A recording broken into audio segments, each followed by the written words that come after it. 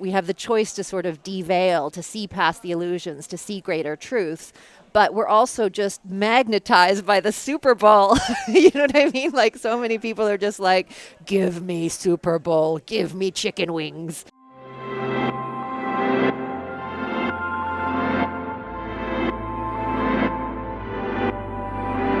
My name is Ben Charland. You're listening to What on Earth is Going On. My guest this week is Ziya Tong. She was the co-host of Discovery Canada's flagship science program, Daily Planet, until the show ended in 2018. She's also the author of a book called The Reality Bubble, and that's a lot of what we're talking about today. The Reality Bubble is a fascinating science book, but it's also got a thesis. It's much more than that, talking about the veil we place over ourselves and our view of the world, the things that we are inherently and sometimes deliberately blind of in our world around us, from the very small to the very big. Now, we're going to talk about that book, but we also talk about a few other things around it. We talk about the movement against science, this feeling in our world today, in our culture, that science is being questioned and scientists are trying to be taken off of their pedestal by those who don't think that they should be there. The power to rebel is an important theme and thread in this conversation, but also the simple human touch of kindness, as Ziya says. We talk about religion, mysterious experiences, climate change, of course, one of the threads that flies through not only this conversation, but also her book. And also, at the end, we talk about ant ghosts.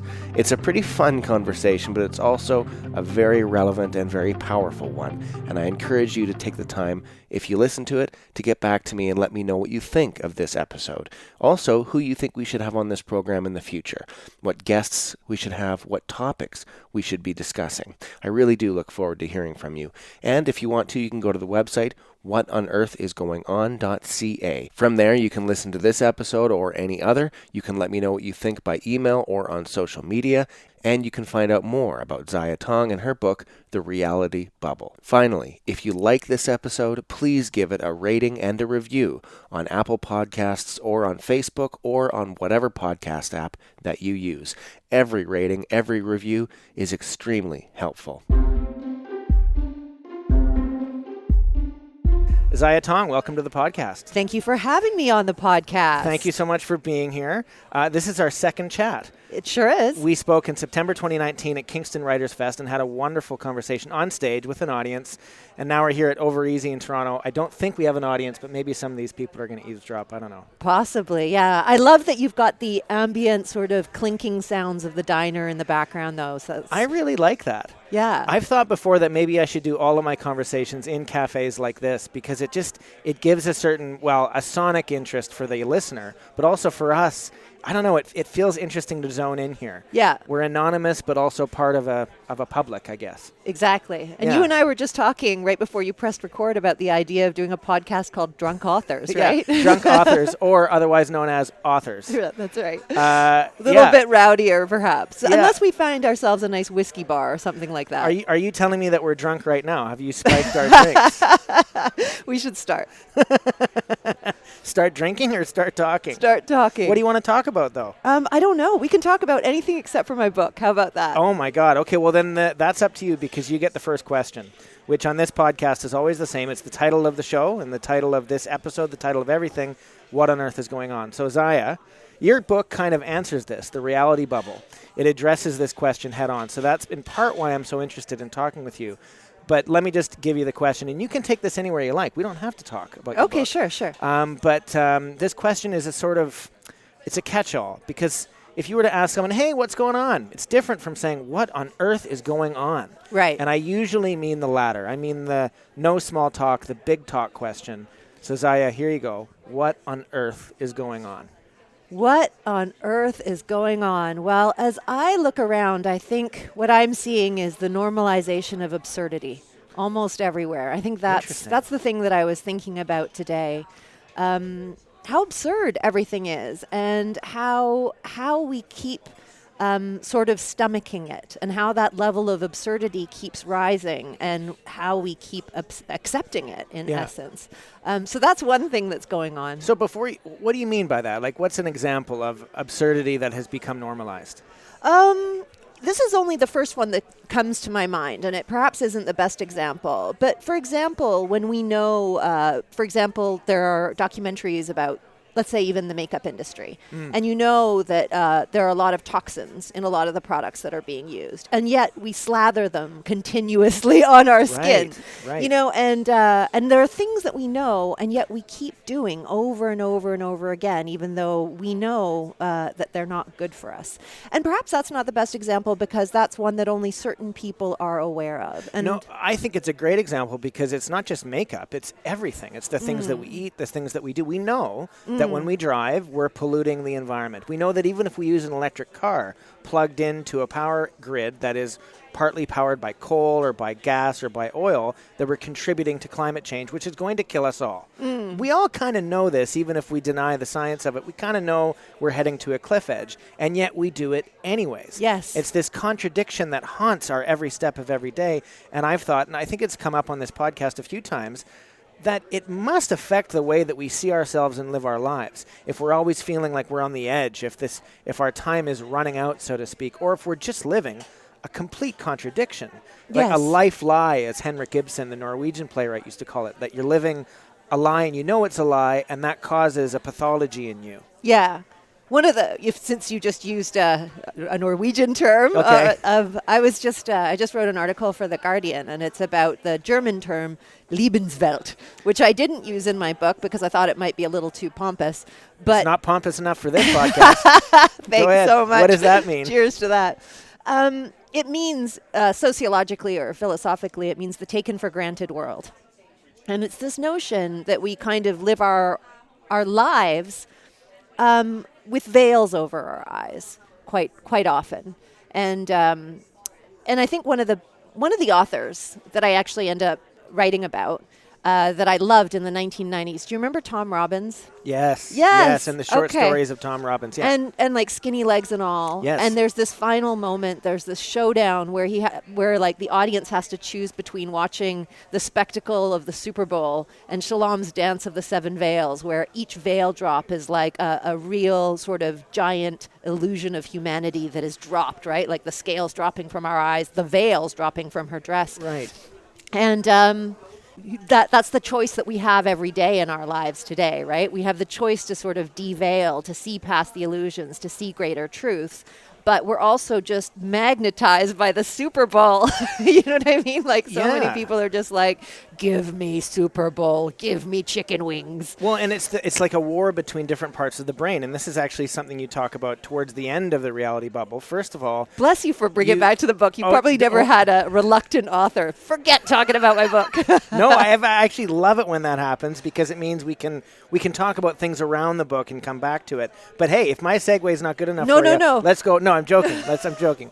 But anyways, towards the end of your book, you say that the word apocalypse, the etymology of that word is actually revelation, to unveil something, to remove the mystery and to see it for what it is. That the original meaning of that word, apocalypse, which of course goes hand in hand with the book of Revelation in the Christian Bible, right?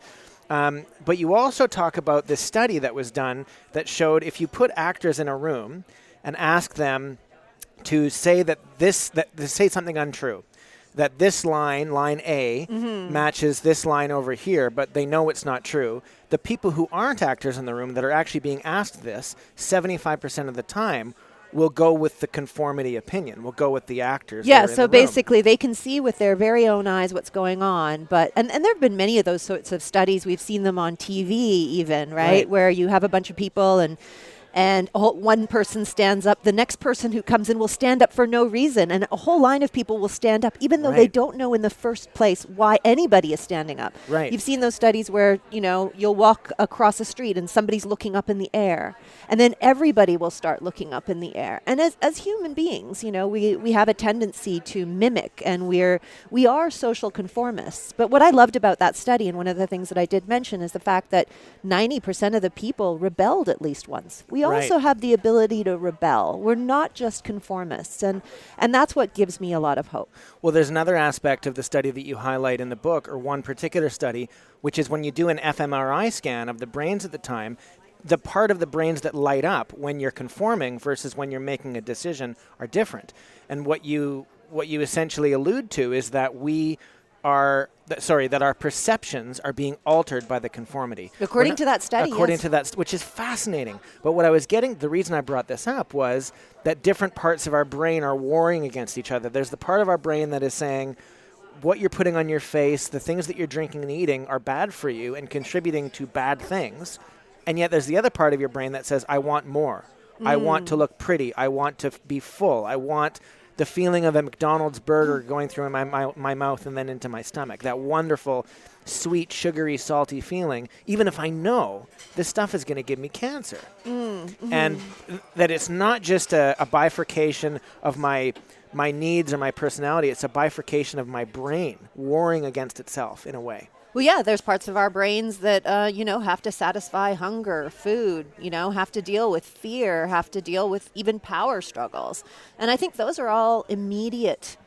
They're so immediate, right? And being able to delay gratification, as we know, is not exactly easy. That's where you have to make those choices and you have to stick with them for a long period of time. So, yeah, that impacts, I think, our decision making for sure. So, there's a thread, a theme to your book. It's not just, when you read the back of it, you think, oh, this is an interesting book about science and facts packaged in an interesting way. And that is not what it was to me. I don't think that's what it is to anyone who reads it. There's a thesis here that you're saying to people, we need to lift the veil in order to, in a way, save ourselves, but also to be the heroes of not just our own story, but of this greater human story.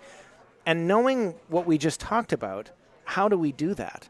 How do we become the heroes of our own story when we're also engaged in this very difficult, perhaps even losing battle over these contradictions that we deal with every day? I think one of the things that we can do, there's many different solutions, but if we're talking about how to live lives of nonconformity, one of the best ways is by hanging out with rebels. You know what I mean? Right. The more sort of outrageous, radical people you hang out with, the less you'll conform to their nonconformity. In a way, there's groups like the Extinction Rebellion, for instance, right? Every single person in that group is a rebel. Every single person in that group is a radical. Every single person in that group is a black sheep. And it was funny because I was chatting with one of them yesterday, and she is a young Indian woman who has, defied her parents, and, she didn't get married even the way they wanted her to. She's incredibly intelligent, has multiple degrees, but that doesn't satisfy her family because she didn't become a doctor. And I love that I asked her, we were talking about her being a black sheep, and she said she's a white sheep, which made me laugh, right? Because she comes from an Indian family. I just thought that was really rather brilliant. Yeah. And so, yeah, I think what we need to do is to find rebel culture. And that's what starts to happen when you see resistance and when you see movements, as you see large groups of rebels gathering. And we're starting to see that. Last year we saw about 7.7, not last year, still this year really, 7.7 million people in those climate marches. We're seeing a tremendous amount of momentum. We're seeing people with that Greta Thunberg spirit of going, fuck this. We're ready to stand up. We're ready to make change. So that gives me a lot of hope. But isn't it interesting, maybe even troubling, that the support for science has to be a rebellious act as opposed to a conservative act? Do you know what I'm saying? That if we agree that science is the foundation of our society, which it very much is, science has allowed us to sit in this cafe with this technology, drinking coffee, having fresh eggs served to us, driving a car to get here or taking the subway, living in a city which is governed by science.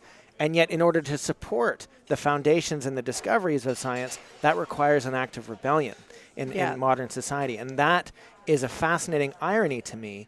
First of all, do you think that that's true? I think there's three things about that kind of come to mind when you say that. The first, as it relates to science, is, yes, you're right? Like, it's absurd that we're like NASA scientists that can land us, 6 billion kilometers away with perfect precision on a comet, and yet we don't trust them with their graphs and models as it relates to climate change. That's like one part of it. But scientists have always dealt with this, right? Like, that's how I start the book. That's why I write about Van Leeuwenhoek and I write about, like, Galileo. Because everybody, they're like brilliant geniuses who are like, look with your own freaking eyes. I can actually show you this through a microscope or a telescope. And people are still like, no, no, no. And there's that wonderful paragraph that I include. Do you want to pull that up, actually? Yeah, absolutely. By Galileo. And it makes me go, oh my God, I can't believe like so long ago he was thinking that. Third tangent is that we live in a society today where science funding is deeply related, intimately tied to some very dark industries. Like if you look at like some of the defense industries, right? They are funded, they're funding science on the one hand, and they're also funding the creation of weapons, rockets, nuclear warheads on the other. I'm thinking of companies like Lockheed Martin, right? Sure. Or Boeing. And that's where a lot of the science funding goes, and it is so inextricably tied to that. That's another thing that I find really troubling when we talk about those contradictions of science. But let's move on now to Galileo for a quick second, because I really like this really pissy piece of writing that he came up with all those years ago, because I thought, oh my God, here you are, 1600s, and the vibe is still basically the same. So here he is in 1632, in Dialogue Concerning the Two Chief World Systems. He wrote, "In the long run, my observations have convinced me that some men, reasoning preposterously, first establish some conclusion in their minds which, either because of it being their own or because of their having received it from some person who has their entire confidence, impresses them so deeply that one finds it impossible ever to get it out of their heads. Such arguments in support of their fixed idea as they hit upon themselves or hear set forth by others, no matter how simple and stupid these may be, gain their instant acceptance and applause. On the other hand, whatever is brought forward against it, however ingenious and conclusive, my little note here being climate change, for example, they receive with disdain or with hot rage, if indeed it does not make them ill. Beside themselves with passion, some of them would not be backward even about scheming to suppress and silence their adversaries." And that is so profound that in the 1600s, we were dealing with that back then. Galileo was like, here, people, here's some evidence. And people were like, no, hot rage, we refuse you, you know? And it becomes an emotional issue. And what's so interesting about that is, yes, we've been dealing with this probably since, 70,000 years ago, if we take Yuval Noah or Harari's idea of the cognitive revolution at that time, that we've been dealing with these contradictions for a long time, but they're being exacerbated today by technology, by the internet, by social media. And I love that when you included that. It was like, yes, that's exactly what seems to be happening. But there's a dimension of this, of emotionality and irrationality, that is important to address. And so I don't know if you've heard of the book or read it, Jonathan Haidt's book, The Righteous Mind. No, I haven't. It's really fascinating. It's probably about 7 years old now, so around 2012 I think it came out. But he's a moral psychologist. And what he essentially argues in this book is people believe things and they hold things true to themselves, moral things, because of their culture, because of the group of which they belong.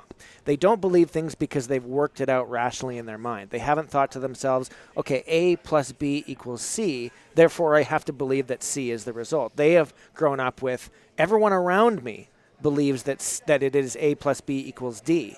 2 plus 2 equals 5, for example. Right, or the lines we were talking about. Exactly. Right, and so conformity changes perception, but also our identity is composed of the things that we believe. And if we go against the group, then we're perhaps exiled and almost close to death. In a way, exile from our community can be like death, and I'm not talking necessarily today, but in a tribal society. Oh, for sure. And even in animal groups, that conformity, that mob mentality, typically getting everybody to stick together with the same idea, has served us well. So you can kind of see why you want to conform. But that's why it was so interesting when you said, if you want to challenge the status quo and challenge these ideas or challenge this contradiction, hang out with the radicals. Yes. Hang out with the rebels. Join a new tribe, so to speak. Yeah. And I think according to Haidt's thesis, that's exactly right. That's exactly what we need to do, is expose ourselves to people who believe something different. Yeah, and those tribes are really quite welcoming, you know. They're seeking active membership. So anybody who's listening, join the rebels. How do they do so? How do they do so? I think they're everywhere. They have a website, rebellion.earth, if you're talking about the Extinction Rebellion for one. But there's people who are doing really marvelous, brave work everywhere. I mean, I was watching yesterday, 2 days ago, actually, I watched a documentary called The Animal People. Have you seen that yet? No, I haven't. A couple of my Twitter friends are actually in the film, so it's incredible because it's about animal rights activists, right? And these animal rights activists that basically end up being charged as terrorists. Okay, I've heard of this. Yeah. Yeah, even though there's no deaths, there is property damage, but they don't kill anybody. I mean, these are people who are like trying to protect bunnies and puppies inside of labs, right? Basically. And that's the thing that's interesting. They start from a supposition that we would all agree with, which is don't hurt bunnies, don't hurt puppies. Like, I can't think of anybody who disagrees with that, really. It'd be pretty hard to. It'd be pretty hard to, yeah. But they have to do things in our society, like cover their faces up, and they get angry, and people don't deal with anger very well, right? Like, they're mad. They're like, you're hurting the fucking bunnies, you know? I mean, they're pissed off about this. Yeah. And so they stage these major protests against this one particular company. But of course, much of society, much of our world has been built on the backs of cruelty towards animals, whether it's food, whether it's, animal testing, all different, whether it's just even transportation. I mean, just about whether it's warmth and our clothing, like everything really is built upon us subjugating other animals. And that is something we don't like seeing. And we don't like hearing about and understanding. Like we reading your book, The Reality Bubble, there's a whole part of it about our biological blind spots and how if you get into the details of it and the specificity, it's very troubling, and that we have all engaged in this, whether it's the way we treat chickens or pigs or cows. It doesn't really matter. We seem to have this not only superiority, but this feeling that we're right to treat them like a substance, like a material. Yeah. Like, I'm going to cut this table in half. It's the same thing of cutting a cow in half and doing it in a really grotesque way. Yeah. And we don't like knowing these things. And so this is something you bring up in the beginning of the book, that we'd rather not know. We'd rather live in the reality bubble because it's easier, it's more comfortable, it's more comforting. Well, it's exactly what Smith says in The Matrix, right? I want to stay in the Matrix and eat my steak. Like, that is the key line. He's like, I'd rather just not Cypher. know. It's Cypher that says is that it Cypher? to Agent Smith. Oh, yeah. it is Cypher that but says that, right. That is the core. Good Matrix memory. But it is the core of the film, isn't it? It is. I mean, it's a scene that doesn't involve the main character, the protagonist, but it illuminates the whole point of why this is hard. Yeah. Because if it wasn't for that scene, it'd be like, yeah, you live in the Matrix, but you don't have to. It's not a believable world. That one line makes it a believable story, because that means most of us would choose to be in the Matrix rather than be unplugged. Yeah, exactly. That's exactly what it is. Yeah. Right? And of course there is, I don't want to give it away, but there are a few actual Matrixy moments in the book, as you know, right? Sure. Where we're kind of like those farmed batteries in a way. Yeah. Not exactly, but you know. Or we're the similar, ones having the farmed batteries. Yeah. And feeling completely justified in doing so. And, I think that's one of the key things, right? Like a deep level of cognitive dissonance that takes place for us, on the one hand, and I've said this before, but I think it's one of the true normalization of absurdity. One of them is when you're on the internet and everybody knows that the internet is about cats and silly dogs and all these animals, and we love sharing them, like, otters now, every fucking animal that you can think of doing something silly. And really what we love about these animals is we see them doing something that looks really human. Yesterday I was watching a dog that was dancing to music, and everybody loves it. Millions of likes, millions of hits. But you try to show anybody what actually happens to animals beyond them appearing as circus acts or as, amusing fodder to distract us on the internet, and people really don't want to see that.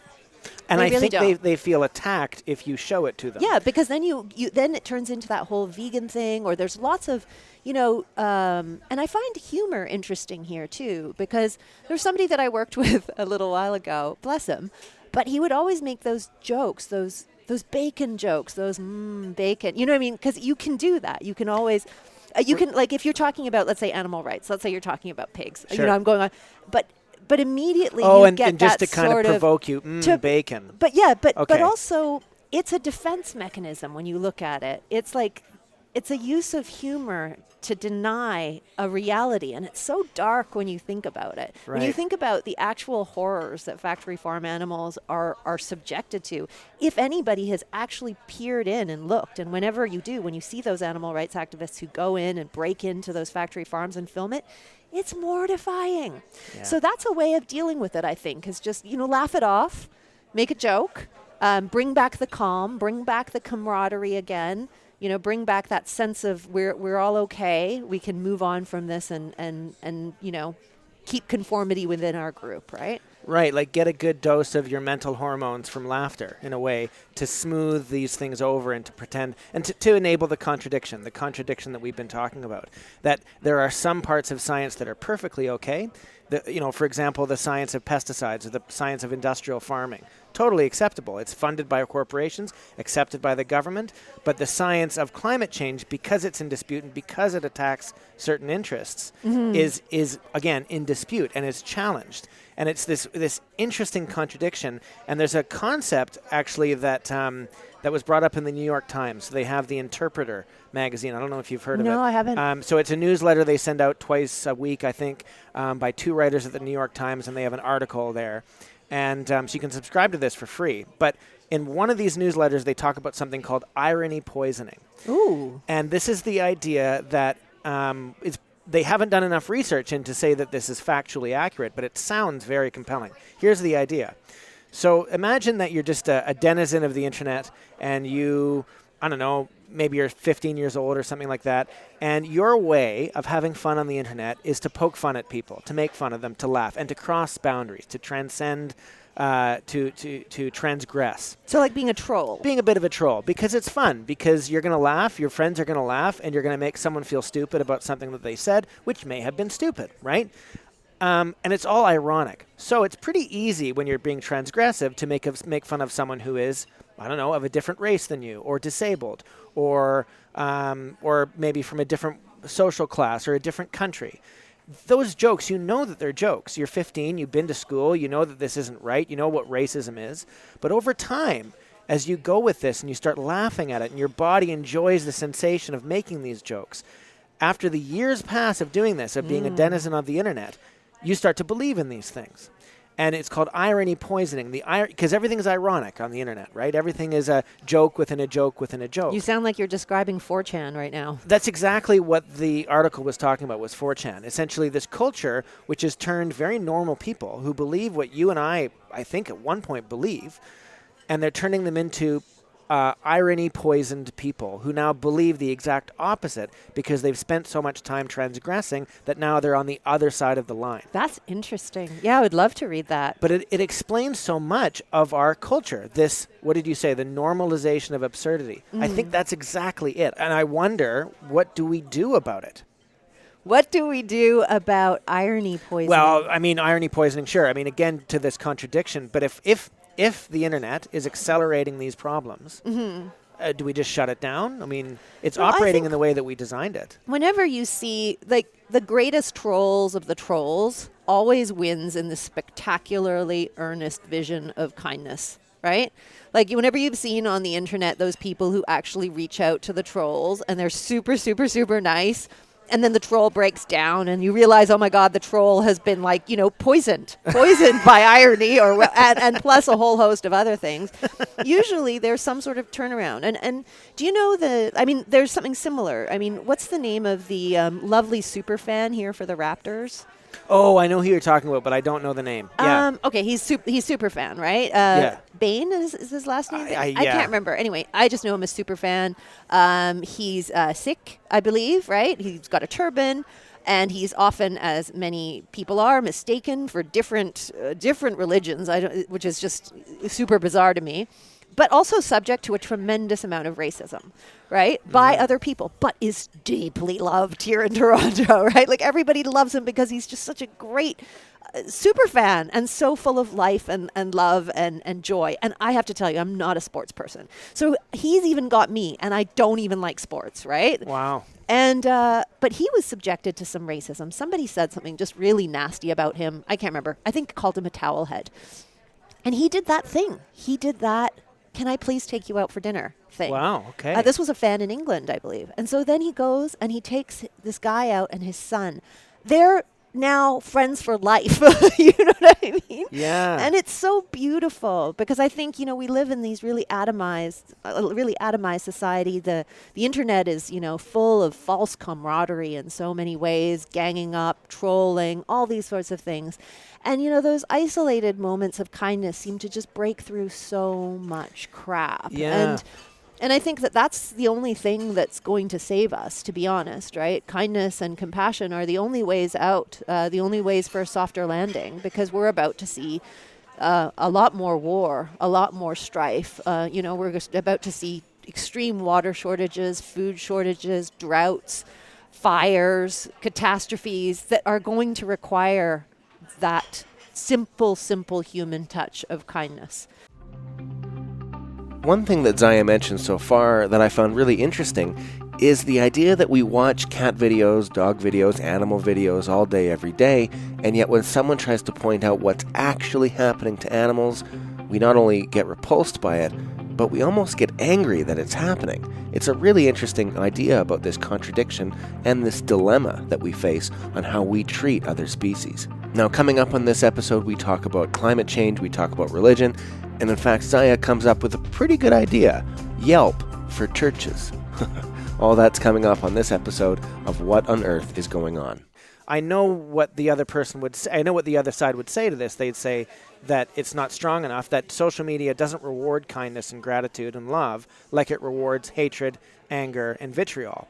That social media rewards someone transgressing more than it rewards someone healing. And if we think back to, and I don't mean to be the devil's advocate, I'm just continuing this idea.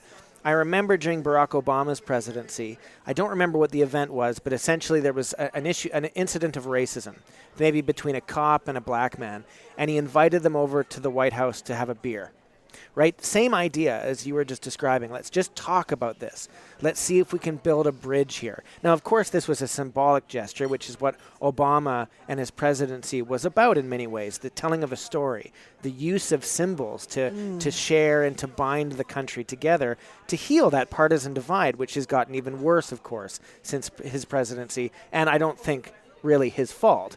We can debate that. We could. Okay, let's do it. Oh, no, but I have other things that I want to follow up on before we get that. There's so many balls in the air. I know. But just to finish the thought, that Obama was lambasted for doing that because it was seen as an empty, weak, and useless gesture. That, you're going to heal the racial divide in this country by having a beer over it. Now, I think that's exactly what you need to do it over and over and over again until it's done.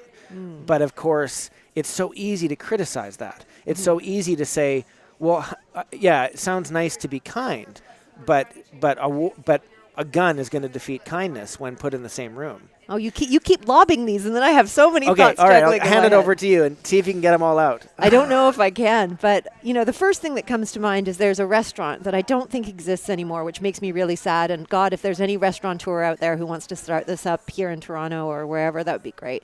But it was a high conflict kitchen idea. So basically they would serve food from Syria or Palestine or all these areas that have Kashmir, just all these areas where there's super high conflict, and invite people, and you would come, and of course you would taste the food, and the food would be delicious, right? And that is just a beautiful way of crossing that divide. Second thought was really related to a different way when we were talking about creating communities. You don't actually have to always just join the rebels. You can also join those remarkably kind people too. If you're more of the earnest kind of person, as opposed to somebody who wants to, go and strike out, there's other communities as well. And one of them is wonderful. In Vancouver on Main Street, Save on Meats used to be a butcher's shop on Hastings Street. And these people have changed it now. They've turned it into an old school, beautiful kind of revamped diner.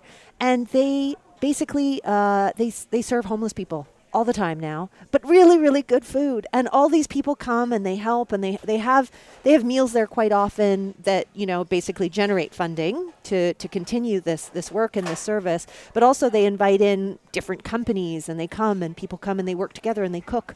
And and they can just see just simple joy, like feeding people is such a joy, you know? So I think that there's different ways to rebel. It doesn't have to be a sort of the activists come in many different shapes and sizes is one thing that I'm thinking. There's a thought here for me about the church in modern life. I'm an atheist. I don't subscribe to any religion or to any church, but there's a sort of a residual power that many churches have, which is of kindness and gratitude and love and affection, and this open feeling of we're here to give. We're here to donate, to be charitable, to give back to the poor. Now, I am absolutely in agreement that a lot of the time religion does more harm than good. But there's still this residual power because a lot of the time you go into a church and it's pure. It's a pure need to give back. And that's what attracts a lot of people to it. Now, many scholars, especially the new atheists that came around with Richard Dawkins and Christopher Hitchens, who said, we don't mean to say that just strip this from our lives entirely. There may be a hole that needs to be filled once religion goes away. We need maybe to have some kind of a secular giving back, a secular community, a way, maybe even a church or a temple of humanity and giving back to one another. And I wonder... You wonder... No, I just wonder if that's still true, if that's really the debate we should be having, or if that's kind of a secondary issue to what we're talking about. See, you know, I mean, people who... I think that when I look at churches in particular, I wish there was some sort of like online Yelp for rating churches. Hey, that's a good idea. Because there are some churches that truly practice what they preach, right? There are the churches that when it's cold, they open their doors. You know, outside of the Roman Catholic Church, I think it is in Vancouver, there's those amazing sculptures of Jesus as a homeless man. It looks, when you walk by, you think it's just a homeless person on a bench until you look closely and you can see that the arms and the feet are pierced open and that's meant to be Christ, right? And a reminder to everybody to open their doors and to be kind. Because you do get a sense that the fundamental principles of Christianity, I'm kind of really great with. Yeah. I'm not great with, you know, when you see those, you know, those preachers who are flying around in their private planes and shutting down the churches when there's floods and things like that, who absolutely are going against everything that they are preaching. That's when I have a huge problem with Christianity or with any of the religions. But as for people coming together to... You know what I mean? And I, you know, most people wouldn't expect me to say this, obviously, because I've written a science book, right? But I just still feel that there's something wonderful about people coming together and helping one another and forming a community. And honestly, when you get, I think there's a book that was written about Christ some time ago, a few years ago, I can't remember the name of it, but it talks about Jesus as a radical, right? Everything that man was actually preaching would be seen as a total left-wing socialist activist today. Well, think of any kind of non-violent protester who turns the other cheek and says there needs to be more love in the world and is willing to sacrifice themselves, you know, a la Nelson Mandela, Martin Luther King, so on and so forth, to make the world a better place.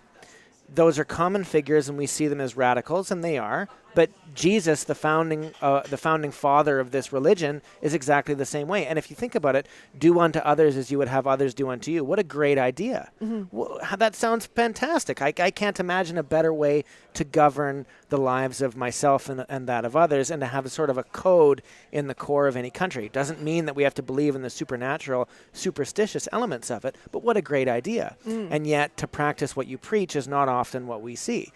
But you just said something, though, that I found interesting, Ziya. You said, I've written a science book, and so people might be surprised by this. I understand what you were saying, but why is there this divide, even if it's just the expectation of it? I think there's, you know, we live in a world that is so deeply siloed that doesn't let you believe things from different regions, right? Like, I mean, you know, I studied in the arts and I ended up working with scientists for 15 years. And, you know, there's supposed to be a big silo between the arts and the sciences. Yeah. Separate the way you think. You can't have a spiritual sensibility and also a really evidence-based, scientific, rational sort of way of seeing the world. And I don't see things that way at all. Like, I've described it as, I liken it to basically music snobs. You know what I mean? Sure. People that I've met that genuinely love music, really, the people that I trust their taste, they like jazz, they like punk, they like rock, they like hip hop, they like freaking emo, they like the whole thing. Not all music, but they understand, they can transcend the boundaries of different tastes and genres. And I feel the same way about learning or even about, mysteries. Right? Like, I mean, I believe that there's equally important information in architecture as there is in anthropology. And I can learn, and I should have access to learn those things. I don't have to already have a degree in one subject to be able to approach it or to sit down and spend my time reading about it.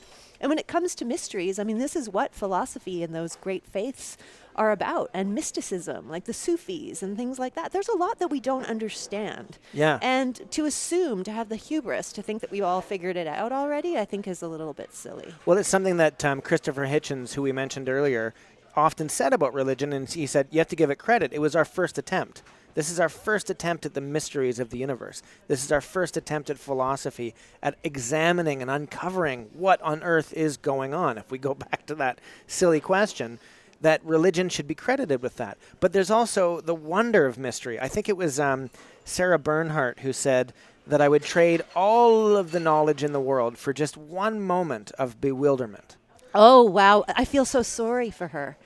No, I'm so sorry. Yeah. I really do, because I love being bewildered. I love enchantment. I love awe, and I love epiphanies. I absolutely do.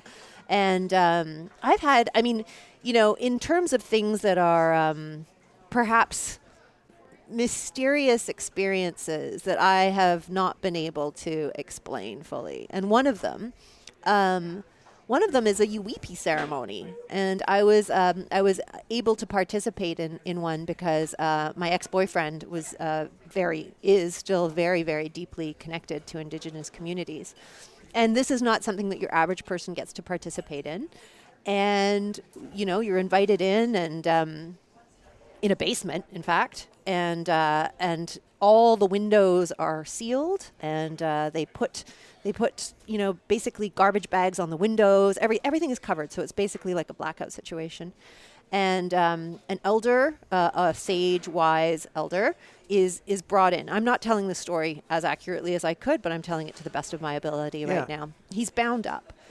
Anyway, they turn off the lights, and all I can tell you that I saw with my own eyes is that all these sparks started appearing, and I don't know how they appeared, because it would be like a magic show. It'd be like a $300 million Penn and Teller special to be able to pull off what I saw. I wasn't seeing somebody like walk around with a Bic lighter or something like that, right? I wasn't seeing that. Yeah. And to this day, I don't know what I saw. I don't know how that happened. And if you actually Google the New York Times, in the New York Times, somebody else has written about this. Somebody else has attended a Yuwipi ceremony. And also been a part of it. And to date, nobody has been able to explain the phenomena. I certainly haven't been able to explain the phenomena. I don't know what's going on. And I'm actually okay with not knowing what's going on. So that's something that, for me remains a mystery. And, a lot of people have actually tried to debunk this, which is actually interesting, but no one has yet succeeded. I think that this is a very positive thing. That this embracing of mystery and the unknown, especially because it challenges what you write about and what you do. You're a science journalist. You're a science author. And to bring up a story that just directly questions how this could work and forces you to say, I don't know. I just don't know. Yeah, I don't have an answer. I just don't have an answer, and I think that I have to be okay to live with that. But I think that's a really good thing, and the reason why I say that is because I also think that ghost stories are fun and good for us and good for our imagination, even if they make no sense and they couldn't happen in the real world. Well, that was the funny thing that I was thinking about ghosts the other day. I shared a tweet about it because I was like, and this is related. You'll understand why related to the book, right, and everything I write about with size. So, if there are ghosts, why are there no ant ghosts? Why are there no hippo ghosts? Why are there, you know what I mean? Why are there no beetle ghosts and bird ghosts? you would think, given the profusion of life that we have in the world and all the, there would be ant ghosts freaking everywhere. Yeah, all these ants with unfinished I know. business. But you never see them. So that's something that made me go, huh. Yeah. Right. Yeah. But the reason that I like this stuff is because it forces us to ask not only what if this was real? What if we just assume for a moment that the world of Ghostbusters was real, for example? But also, what do we still have to figure out? What are the areas of the world or the areas of science or the areas of phenomena that we still have to go in there and answer? And there's a lot. And any good scientist would say, I don't know. There's a lot that I don't know. And I would love to try to figure it out. But it's a dangerous thing to say in these days. And I think it's dangerous because we live in a time of fake news and we also live in a time of pseudoscience. Right. And so I think a lot of scientists are still just so trying to hold on to just fact that the last thing they want to do is poke the dog. Right but now. Isn't this how science is short-circuiting then? That the empirical world in which we live is being turned against itself because the whole basis of the scientific method is doubt. The basis of the scientific method is the unknown, is I don't know for sure. So we're going to try our best to get as much knowledge as we can to say, as much as we know, this is what's happening. But we don't know for sure. Well, that is the undoing of science because now everyone who can write a blog post can say, they say they don't know for sure, so therefore climate change might not actually be happening, right? Mm-hmm. And they are correct in saying, well, we don't really know for sure exactly what's going to happen. We're 99.999%, but yeah. Yeah, but I think that there's a very big, again, that's a language thing, right? I think scientists are sure. I think they're certain with climate change. I don't think there's any reasonable doubt at all. Yeah. I think that it's just ranges are given and that's what I probabilities. meant, and so, that's misinterpreted by people as doubt or as, is this really real? So that's why it's dangerous. We live in times now where we have to be a little bit selective over what we want to challenge because there's so many things right now that need protecting. But imagine saying what you just said to a radical. Which saying what? Just that we need to be selective about what we talk. So, for example, a scientist who is holding to the facts. Yeah, go ahead. I'm just thinking we do still have to be very, very strategic. I think that's one thing about activism, if I can critique it as an activist, is that, sometimes activists aren't thinking strategically. You have to think about the realm of the impossible within the realm of the possible. It's not that you're not aiming for things that aren't status quo, but in order to get there, you still have to function within the society that we're currently living in, right? Unless you want to make it a very dangerous place, which I really don't want to. No, for sure. And I don't want to throw the table up like Jesus would have. But it's very true. Like a radical, if you're gonna change the world, you have to accept the world as it is in order to change it into what you want it to be. Right? You may be impatient with it, but you have to. I think that strategy is essential for those who want to make a difference. Yeah, so that's all I'm saying. Is strategy is important. Right, but all I was saying was, what would you, if someone, just imagine a purist, someone who's saying, no, I'm going to search for the truth regardless of where it takes me, and I don't care about strategy, and I just want to find out what this means, what on earth is going on, for example. And if you say to them, be strategic. No, I wouldn't say that. I think, if let's say I was a professor in charge of funding, and you're right. That's when you're sort of looking at that and somebody's like, I want to, if you're a scientist today and somebody wanted to study ghosts. Study the ant ghosts. Ant ghosts. You have to be like, you know what I mean? You're a bright young lad. I agree. But what can we focus our energies on here, perhaps, that's within the realm of, without quashing one's curiosity? Totally. It's like what happens in the opening scenes of the original Ghostbusters movie. They're fired from the university because they're studying crap. Right. Well, I think you and I would probably support that. Like, I don't think you should be studying this. It's not really science. But that's the thing. As you said, things get overturned. Everything that is accepted as normal in one phase of society, like Newtonian physics, flip, Einstein comes along and the whole thing changes, right? Yeah. So, things can be completely revolutionized, can be completely overturned. Our basic understanding of reality does shift.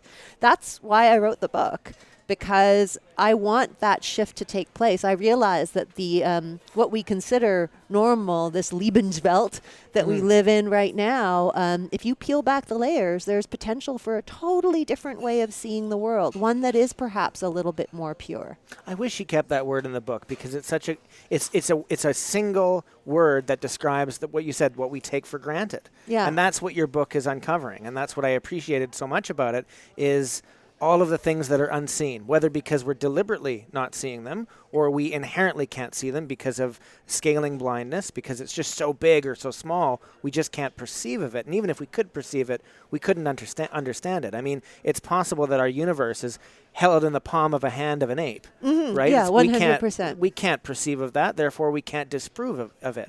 Like the flying spaghetti monster that Bertrand Russell talked about, right?